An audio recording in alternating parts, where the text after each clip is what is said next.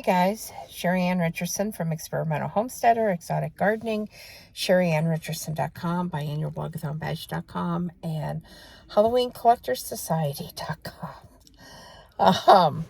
Again, the HalloweenCollectorsSociety.com is a site that I'm hosting for the Halloween Collectors Society. So I'm not really doing anything over there, but I thought that I would mention it in case any of you was interested in going to check it out. I spent the day working on my various blogs. I have new posts up on Experimental Homesteader. I put up a new survival diary today, and I also put a post up on Biannual Blogathon Bash. I gathered a bunch of paperwork and plans together for, I'm thinking into the end of November. I'll have to do December's plan later, but that's okay. I'm trying to stay several weeks ahead so that I can stay on track with my work schedule and get everything done that I need to get done. Now, you might be noticing the blog is late. That's because it's 1 a.m. and we are out getting gas in the van. We're at Speedway. The toilet in the bathroom needed replaced today. And it's needed replaced for a while. But Jeff had finally said it was leaning really bad. The floor was giving way, and we sure didn't want to be sitting on the toilet and go through the floor. That little one-story ride down to the basement would have been terrifying. And especially if it wasn't one of us and it was, somebody that was at our house and had no idea, or if someone would have got hurt. So it was time, and we went yesterday and picked out a toilet. Nothing fancy, just, the cheapest little white toilet that they had. My daughter said, "Did you get a copper toilet?" Or, nah, just a normal toilet. Let's face it, while fancy toilets are pretty, they ain't got to be pretty to be functional. So, so it has been one thing after the other today, as it usually is anytime anything is done to the house. And it doesn't matter if you hire a professional or you do it yourself. I feel so sorry for some of the contractors we've hired and that think they're going to get in and get out.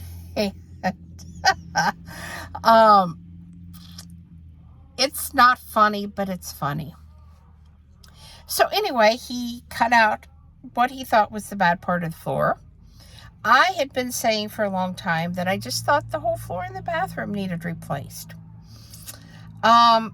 I had suspected the toilet sweat really bad from the day we moved into the house in 2004. And the toilet dripped. And I just suspected that the bathroom floor needed to go. And I was right.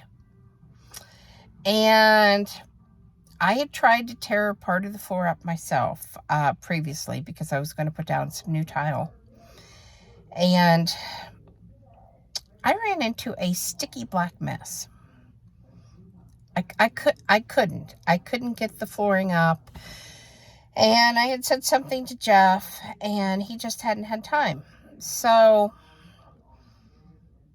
since he had to cut out the flooring for the toilet to replace what was bad,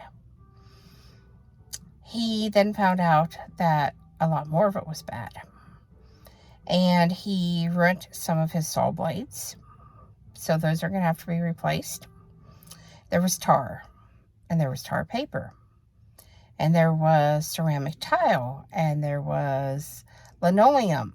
And there was pink. And there was green. And layer upon layer of nasty that seriously looked like it had black tar in between. Whatever it was black and sticky. To this day, sticky. The house was built in 1935. Like I said, we bought it in 2004. and have lived there ever since, and we have put nothing on the floor. So Jeff thinks it was for waterproofing purposes. I don't know, other than if that's what they did it for. It failed. So he has been sweating all day and just going to town on that floor. And you wouldn't think it would take that long, because a 4x8 sheet of plywood literally is probably more than enough that we need to replace the bathroom floor. It is like a closet. So we tried to go to Lowe's to get a new sheet of plywood, and they were closed. Forgot it was Sunday. Forgot they closed early on Sunday. So we went back home, and he looked around the house and thought that there might have been some bigger sheets of plywood around. There is not.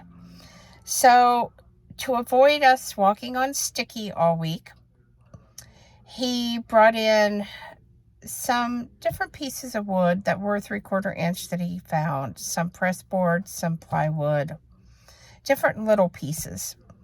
And he pieced it together, and we thought, well, we'll tear this up in a few weeks when we can get a big sheet of plywood. And we'll just wait a couple weeks, and, because next weekend we have plans. So it wouldn't do any good to get the plywood right now, because it would literally just be stacked up in the house. And I mean, tonight would have been one thing, but going to get it anytime this week, he's not going to have time with work. So anyway, he thought he would just do a quick patch job, and we could throw a rug down to cover up the pieced together floor. And then in a couple weeks, like I said, when he had time, we could go get the plywood, and he could redo the floor and put down the tile that I bought. Well, wouldn't you know it, the toilet didn't seal. The flange, the old flange, was damaged. The wax ring wasn't thick enough because of the problem with the flange. And also because we put in 3/4 inch wood instead of 1/2 inch. Because there has always been a little dip when you step into the bathroom, and you stub your toe and you kind of trip, and I wanted it gone. So he tried. Toilet didn't seal. Can't buy a flange any place tonight because everything is closed. Except Speedway. Speedway is open. But they don't sell toilet parts.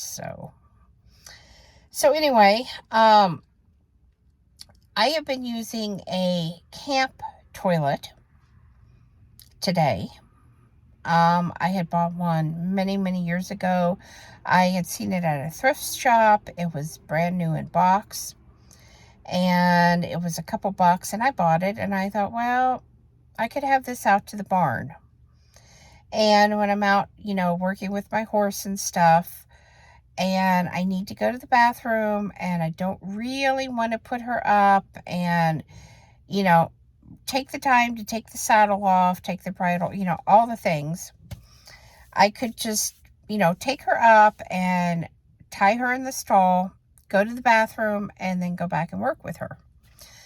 So I bought this. We've never used it until tonight. Tonight I have used it.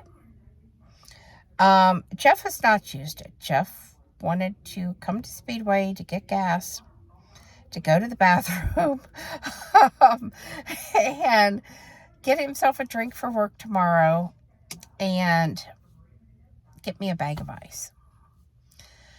I told him maybe he should just call off work tomorrow, because it's after 1 a.m. by now. And probably by the time he gets to bed, it's going to be 2 a.m, and then he's got to get up at 5. Here's the problem with that. If he calls off tomorrow, he gets pointed. he loses a day of pay, and he loses a month worth of bonus pay. I said to him that I felt like that was really strict. Sometimes people have to call off, for whatever reason. I mean, it could have been a medical emergency, And he says that they have set their policy up in such a way that anybody that calls off is severely penalized. I think this is wrong.